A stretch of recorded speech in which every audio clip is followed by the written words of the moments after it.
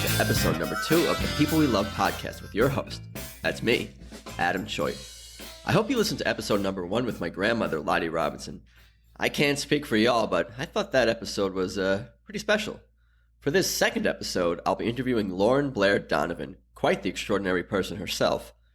I first met Lauren in a sketch writing class at Upright Citizens Brigade a little while back. Lauren-Blair Donovan, people also call her Blair, is a comedian, writer, improviser, and a puppeteer. She performs and writes for comedy troupes called the Pinup Squirrels, Puppets Amok, and Springsteen and Joel. She's from New Hope, Pennsylvania, but lived in Denver, Colorado for a decade before relocating to LA. Though we will cover much about Lauren in my interview, the conversation will focus on the life story of her father, Harold Hardy Donovan, and her relationship with him before he sadly passed away way too soon. I don't have much else to say right now other than, without further ado, here's my conversation with Lauren-Blair Donovan.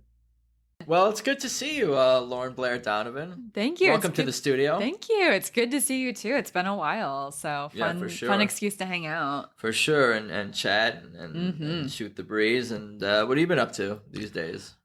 I've been busy with a lot of things, but I feel like I've been mostly busy with improv. I feel like I'm in class, I'm in troupes, and I do it almost every day in some capacity. Even though I do other stuff, that's what my brain goes to. And I think, what have I been up to? You love it, huh?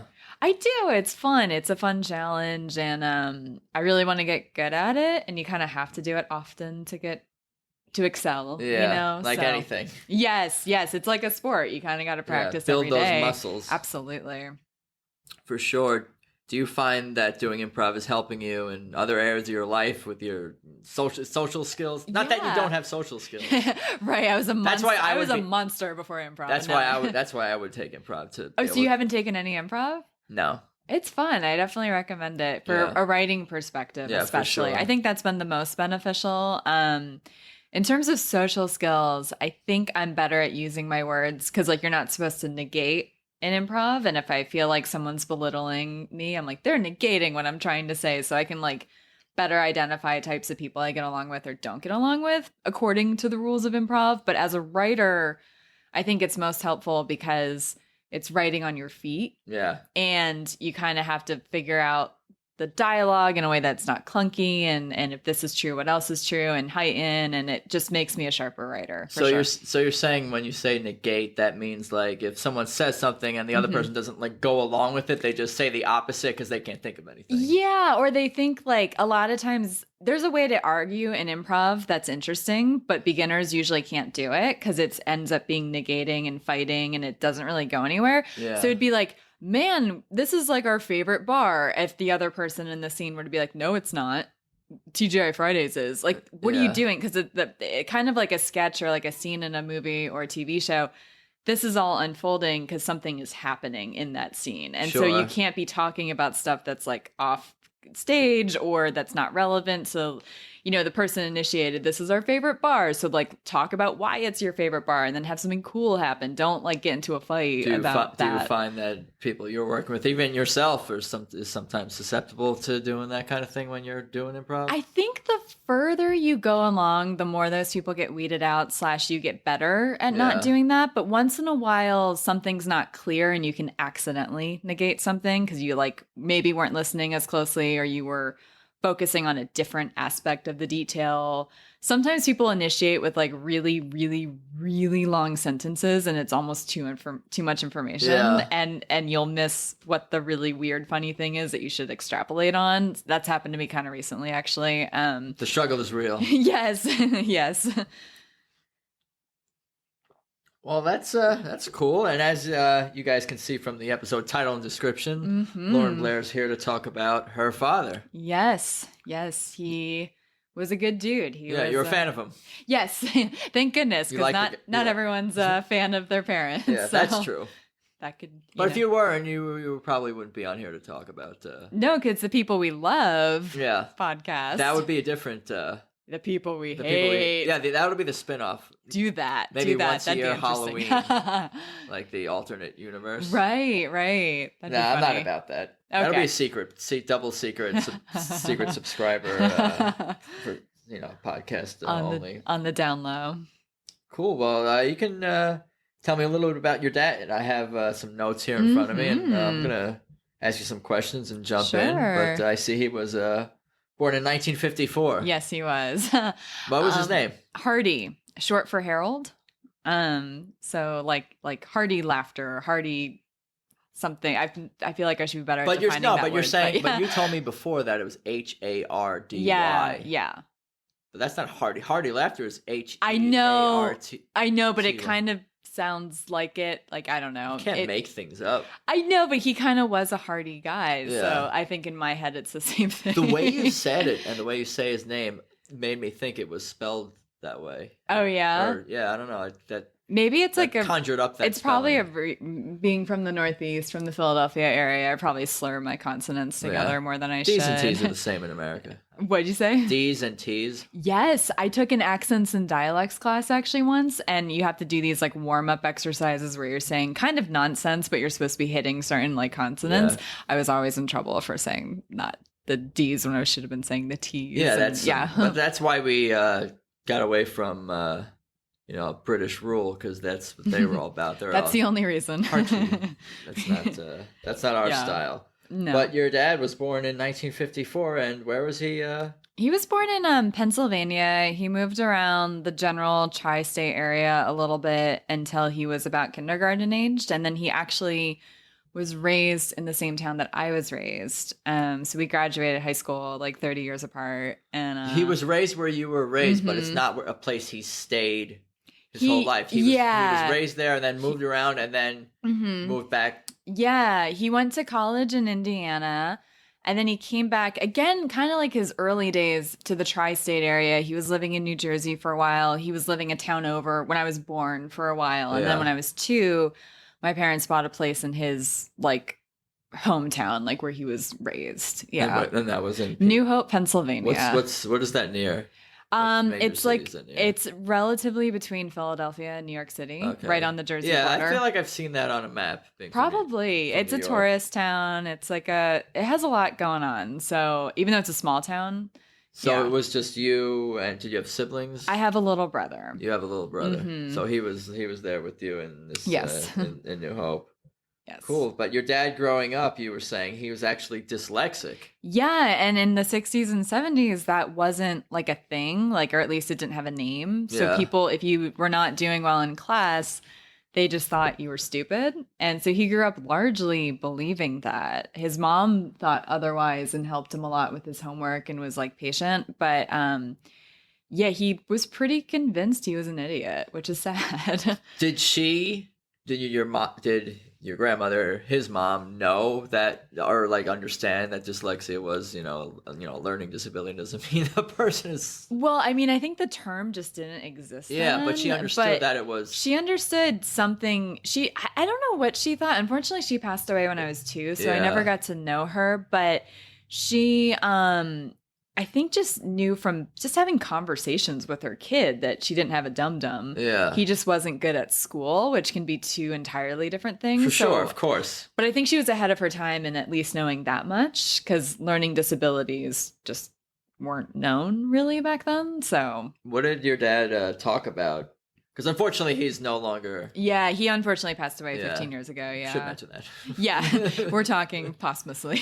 About my dad. Unfortunately, did he talk about his dyslexia at all to you, or was it something that he dealt with his whole life, or is it something he definitely dealt with it his whole life. I think he learned how to overcome it. He was just like a slower reader. You know, he loved to read, but it would take him a long time. There have been. I'm a slow reader too. I don't know if that's why. And sometimes I think there's a million reasons to be a slow reader. Yeah. I think I see things backwards sometimes, but I don't think it's anything that people. Nothing diagnosed, and nothing too prominent in my life. But occasionally I'll write stuff backwards and not even realize I'm doing it, but never to the point of a hindrance where it's like diagnosable either. Yeah. So you're saying I was asking if he. If it was something he dealt with into his adult life or talked about with you or something. He kind of, his big mantra was sort of just that he thought he was stupid. And then as a teenager, he worked. So my hometown, it's on a river. It's on the Delaware River. And coinciding it, there's a canal, the Delaware Canal. And because I'm from this tourist town, they would have mules that would lead these barges up and down the towpath along the canal. And they would need people to like lead the mules, right? So it's like a lot of manual kind of labor type stuff. And he kind of got sick of it. And he was doing this while in high school. Like this is way before you were born. Yes, way before I was born. And he decided that he just didn't want to do that life his whole life. He kind of thought it was his destiny. And he just sort of had this light bulb moment where he was like, I don't know how, but I'm going to like just study harder and try to like do better at school. And he kind of turned it around and he got into college. And I think college is such a different learning environment, whether you have a disability or not, because it's not as like black and white tests. It's sometimes essays or lectures and discussions. That type of learning suited him more, perhaps. I think it did. He did pretty well. He would talk about how his first college class, actually, the first test, everybody came out of it thinking it was impossible. And he thought it was actually kind of easy, but he thought, oh man, if everybody else thinks it's hard. Yeah, that's happened to me when I finished the test happens to the best first. of us. When happens to the best of us. Like, was it that easy? What are you guys struggling with here? Right. And so he was nervous because he thought he was an idiot and was like, wow, if they thought it was hard, they must, like, I must not have done as well. But he totally got an A. And I think it was just like a confidence thing. Not that that's the only thing that you can do to overcome a learning disability, but he somehow just found a way to like study and focus in a way that suited him. It feeds the confidence. They feed each other. Yeah, maybe. When you study and you're focused, and I think just sounds like him wanting it. Once you decide, because I hear a lot of things about how, you know, all these kids these days, they're all not dyslexic, they're all ADD and no one can focus. Right. But the kids can focus, but they want to focus on what they want to focus on. That's why you can play video games for 5 hours or skateboard in a park for 8 hours. Like, yeah, you have to find how to be inspired. Yeah, people think that these kids are unfocused, but they're not. I didn't come up with that. I heard that someone else say that. Yeah, no, it makes sense though, for sure. There's been a lot of sitcom episodes over the years about, not a lot, but I've seen some dyslexic kids sitcom episodes. Yeah, probably. I'm failing to think of what you're talking about offhand, but I know what you're talking about. Like,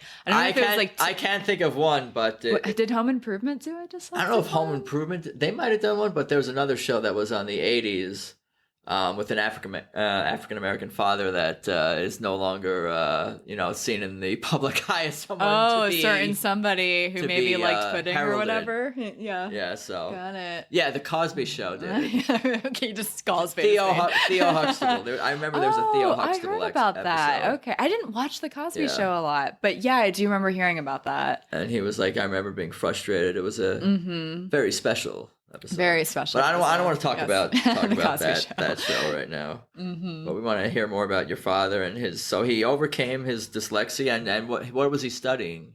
Business. Yeah.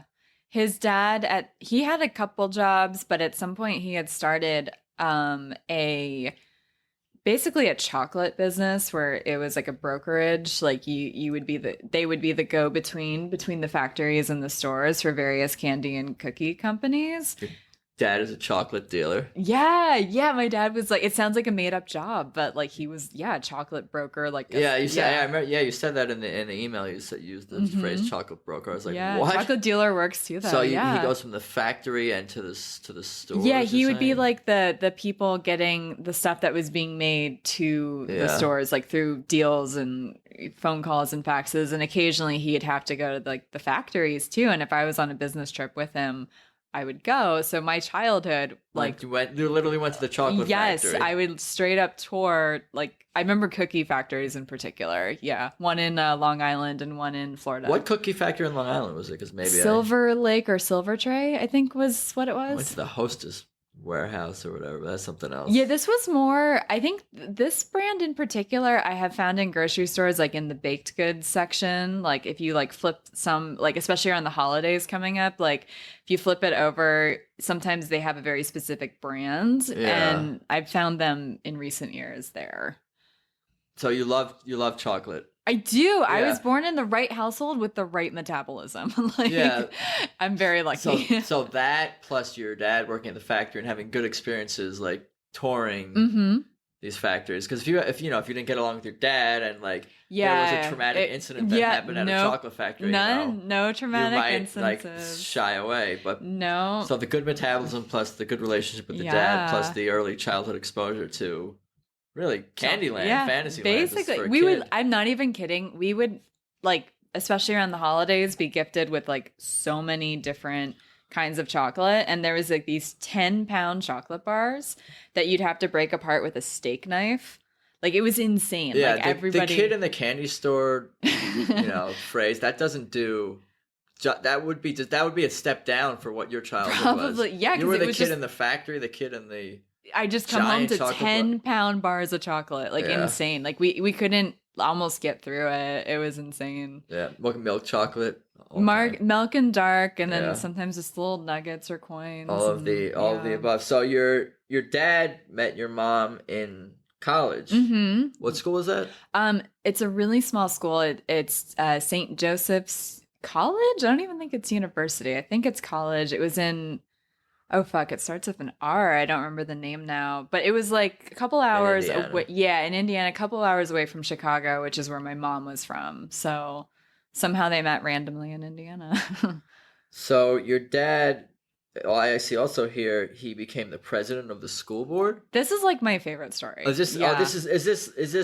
This is not at college. This is later. No, this is like when I was in elementary school. We're jumping around, but that's okay. Yes. We want to get to your life and how he inspired you as well. We got to have the background of him. That's right. He so he was dyslexic, right? And the people thought he was stupid, and he became, I guess, like in good standing in the community and was asked to join the school board, and within a few years he had become president of the school board. And what's so cool about this is there's actually two full circle moments. One is obvious, where it's like he didn't do well in school. And now he's yeah. Is the school board that's representing the parents, or that's representing the school and the faculty? The school and the faculty. Oh, that's a and tough the whole job. thing. Yeah, it's a thankless job because it's not cool. And it's election based, and it's like the whole 9 yards. All these parents. Oh, and answer to the you'd rather be on the other side, the complaining parents. That's absolutely who wants to say everything that's thankless wrong. I don't want to have job. to come up with solutions to problems. Yeah, budget meetings, like the whole 9 yards. That's a disaster.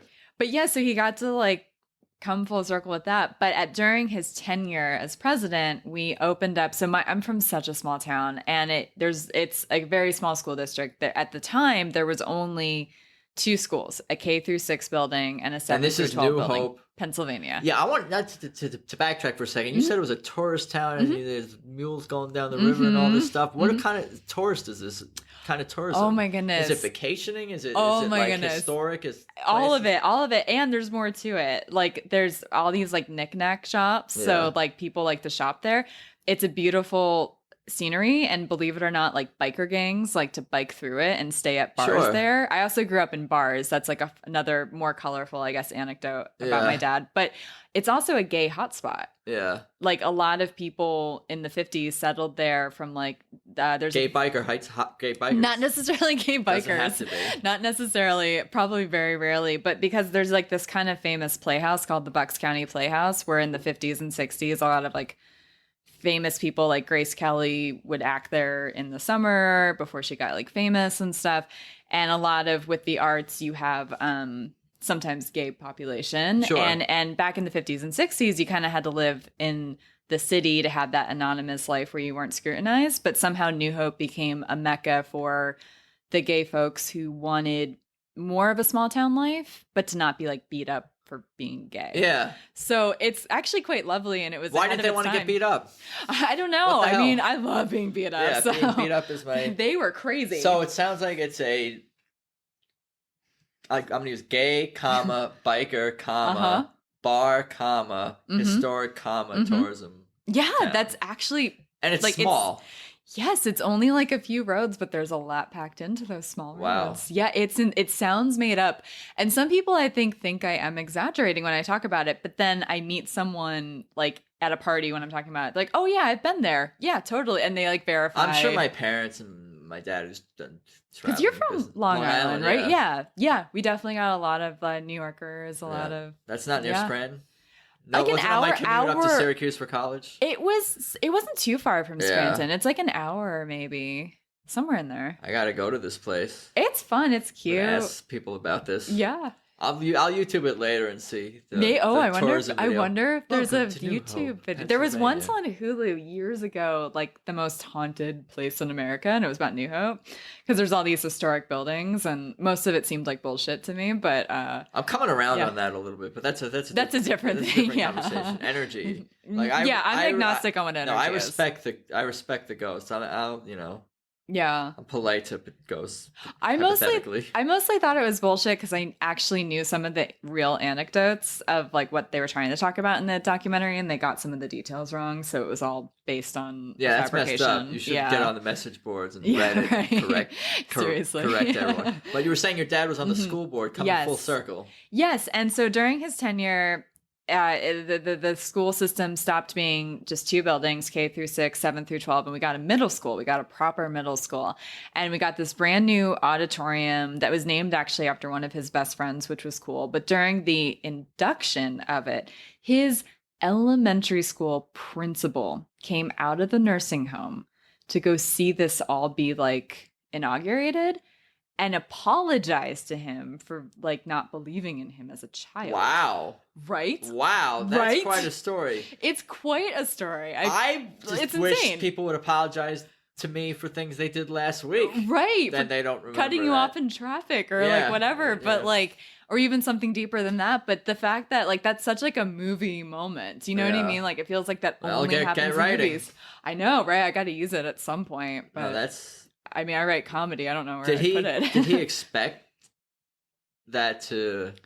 When did he find out that was happening? You're not I think sure. when she was in the lobby and she shook his hand and he was floored by it. Yeah, because when you said his high school principal, I'm picturing someone who's like, old. I don't know how old your dad was at this point, but like, I'm like, this is definitely some years later. Yeah, he would have been in his 40s. So yeah, she was probably in her 70s, maybe. Wow. I don't know. Yeah. And then what was that like when she spoke? If you know, or I don't know. Unfortunately, I don't know a ton about the details, but she was very proud of him, and she was like, I think in a charismatic way, remorseful, and he was just humbled, I think, by it. Like it was just kind of I think he knew it was a cool moment, but it wasn't like he wasn't arrogant about it. He wasn't an arrogant guy. He wasn't like bitter, like too late. Too late. You didn't believe me then? He wasn't that person. You've seen those memes? It's like, if you didn't love me at my so-and-so, when I'm a heavy-set child in middle school and then I'm super hot in my 20s or 30s. Like, if you don't love me at my worst, you can't have me at my best. Or Well, that's what Michael Jordan's like Hall of Fame speech was a lot about. It was like, you didn't,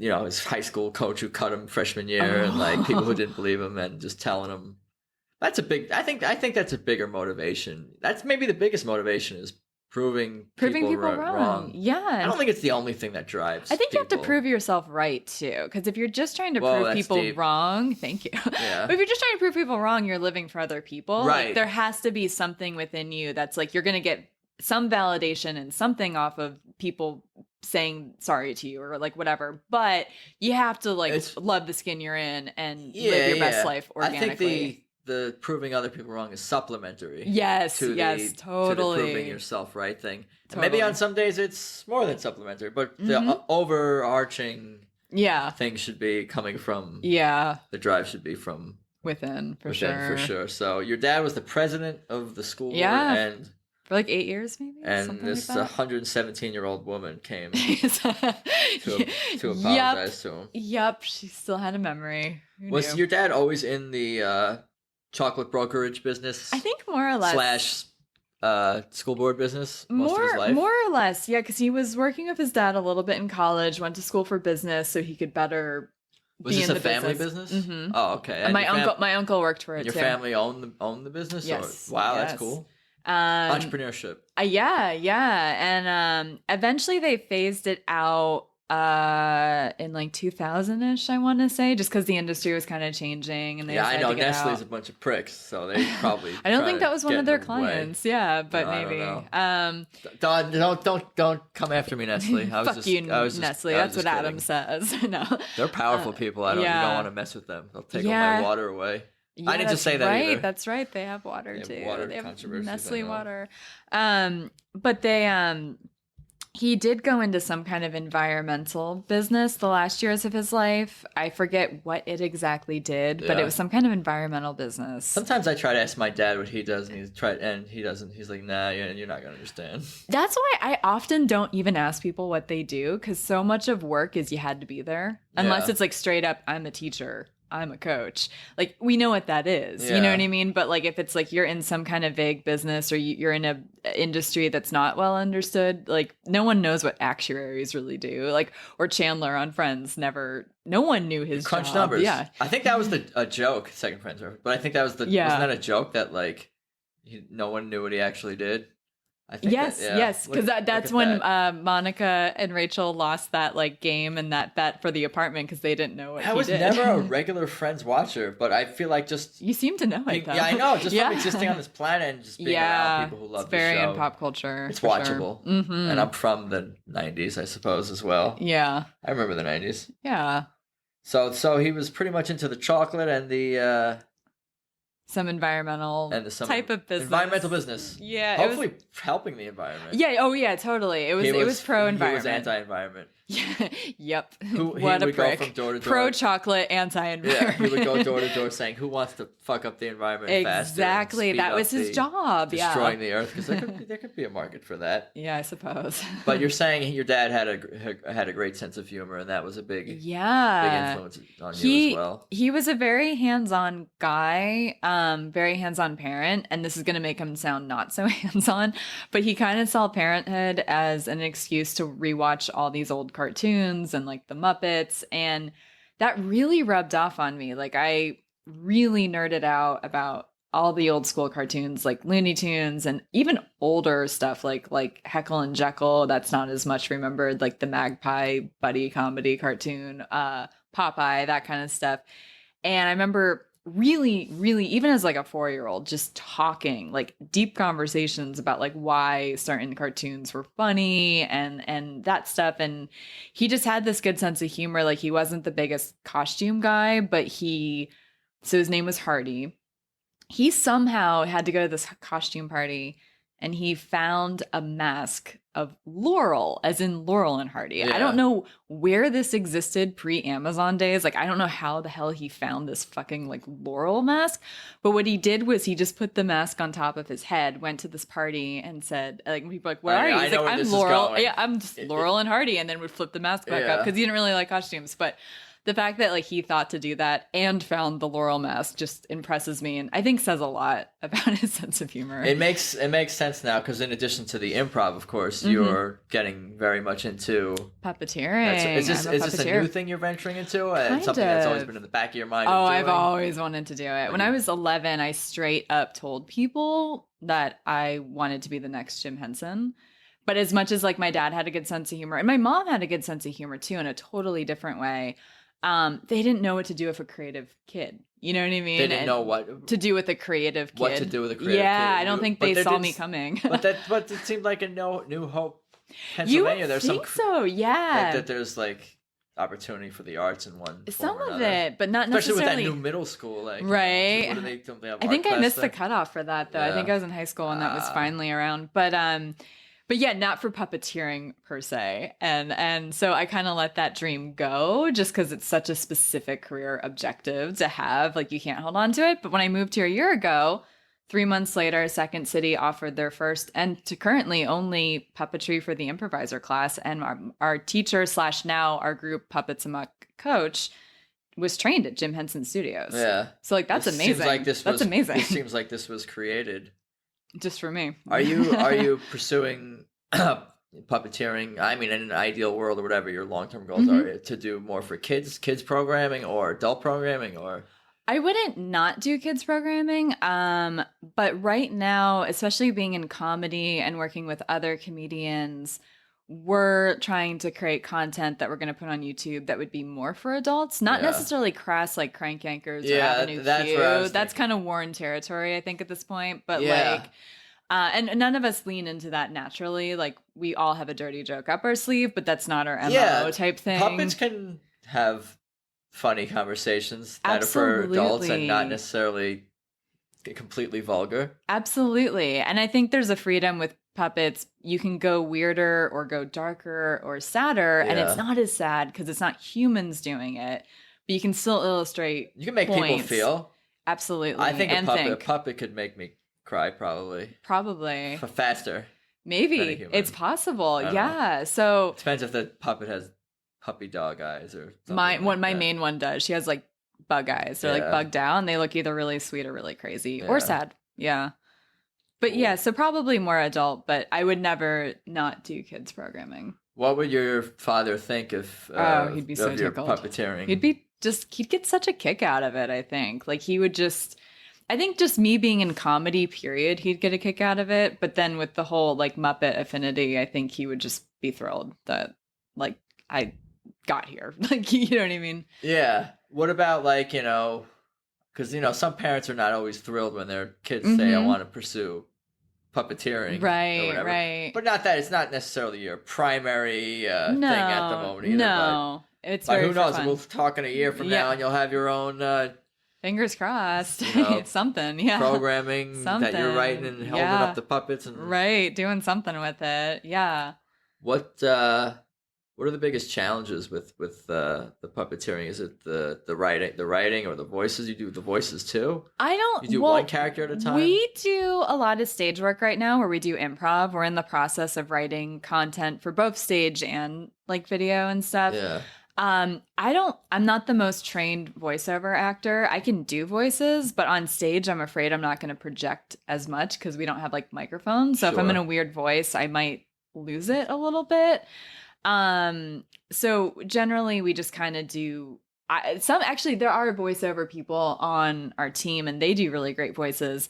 Most of us just do like, your normal voice or maybe an accent. I can do accents. And if the scene calls for it, I might do that. And we kind of just play it normal otherwise. Yeah. Is there a lot of accents in improv or some? There can. Like if you're in the South playing podunky people, maybe you should sound a little twangy. Like maybe not a perfect accent, but you should probably. But like unless it's like the location or something specific about the scene, ask for it. People just don't randomly become like speaking with a French accent. That's gratuitous for sure. Yeah, probably not the greatest idea. So don't speak with a French accent for no reason and don't negate everything you're that's the only rules of improv. You got it. Yeah.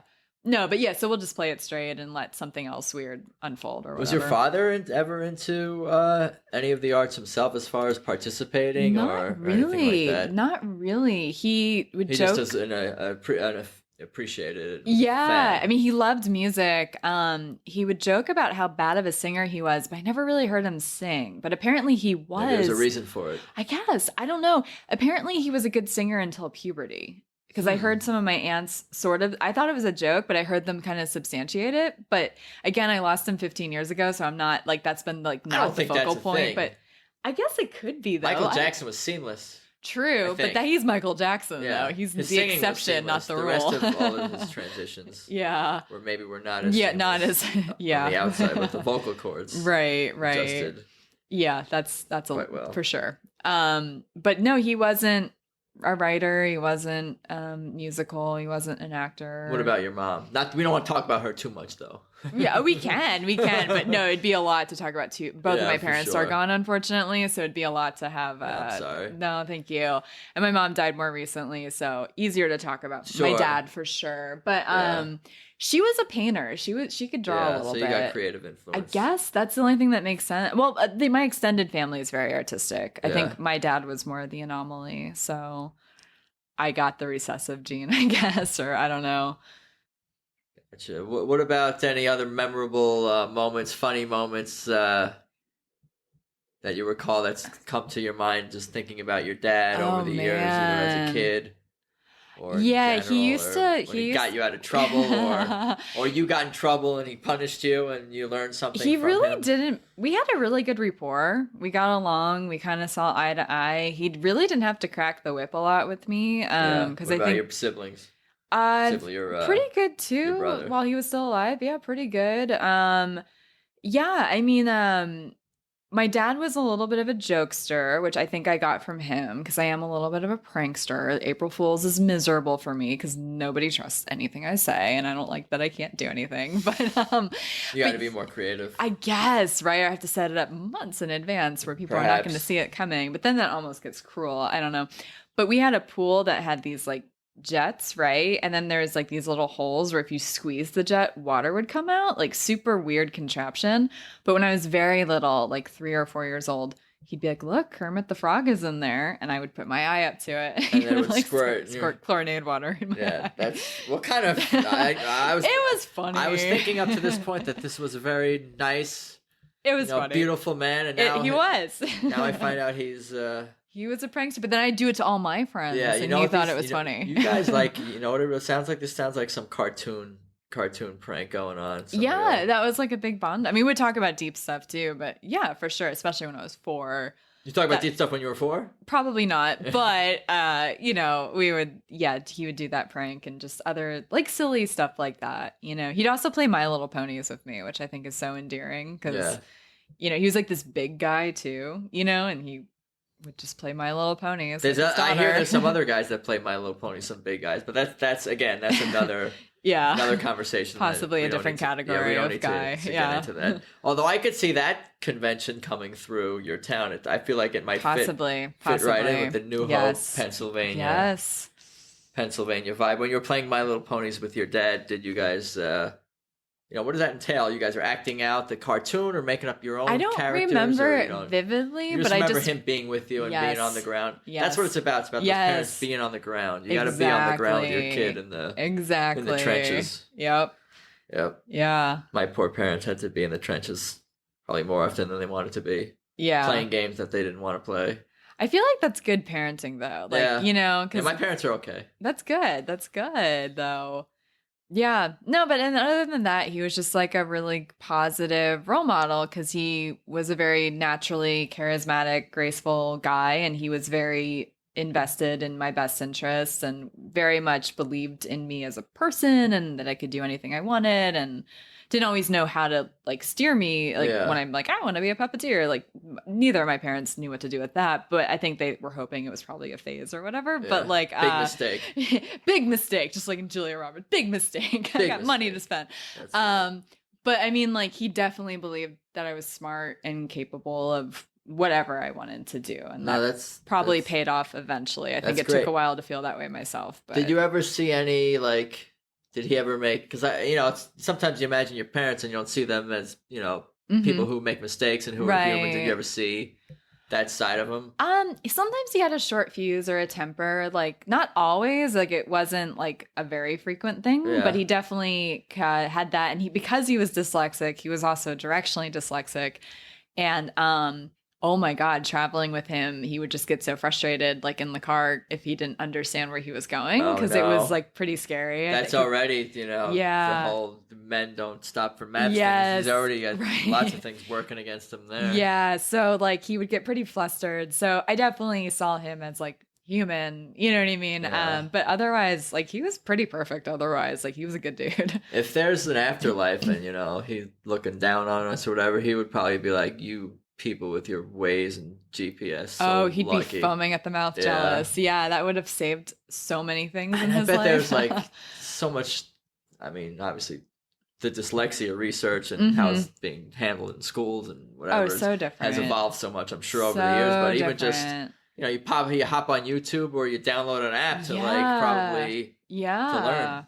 Yeah, his mom could have, like, at the age of 4, just started Googling, my son can't seem to read, and would have figured out maybe what's happening, but that wasn't a thing. Yeah, so things are not always better in the past. Yeah, I don't know that's true. No, I think that's so weird. I think things only get better. I mean, there's always going to be crap. Yeah. You know what I mean? But things generally evolve in the right direction, I feel.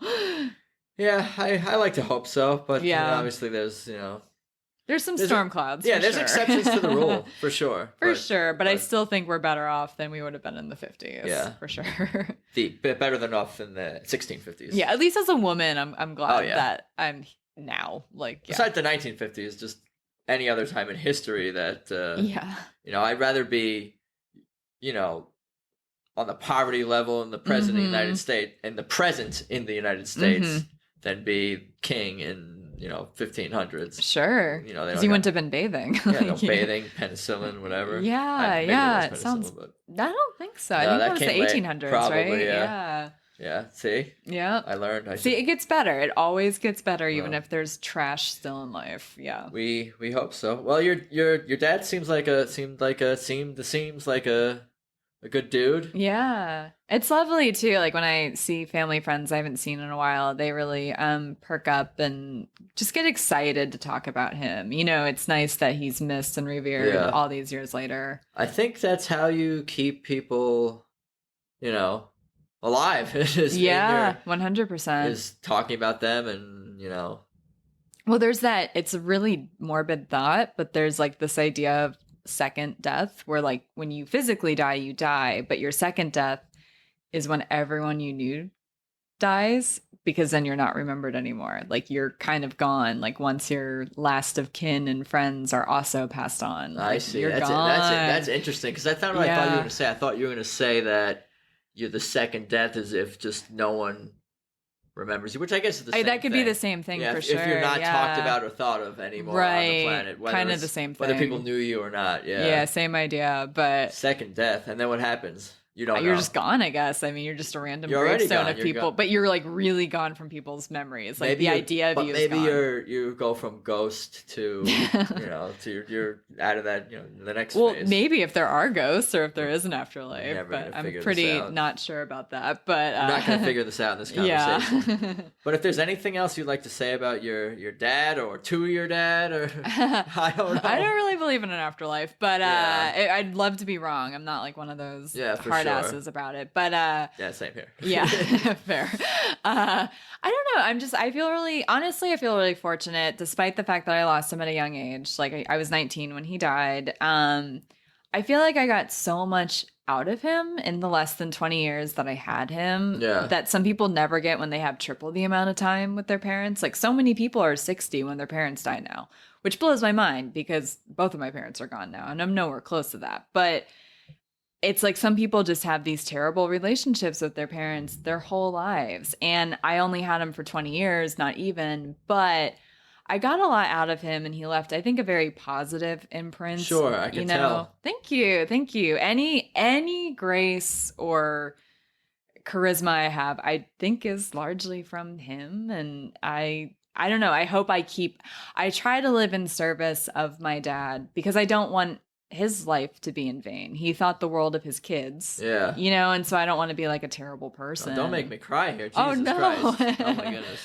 But that really is how I recovered from the grief of losing him. That's how I figured out how to be an adult, I guess. For sure. What about, if you want to tell us a little more about anything else you're working on, then want to plug anything, your Instagram, your shows, your puppeteering? Sure. Yeah, Go ahead. We'll start with the puppet stuff because I talked about it. It's called Puppets Amok. We're on Facebook and Instagram at Puppets Amok.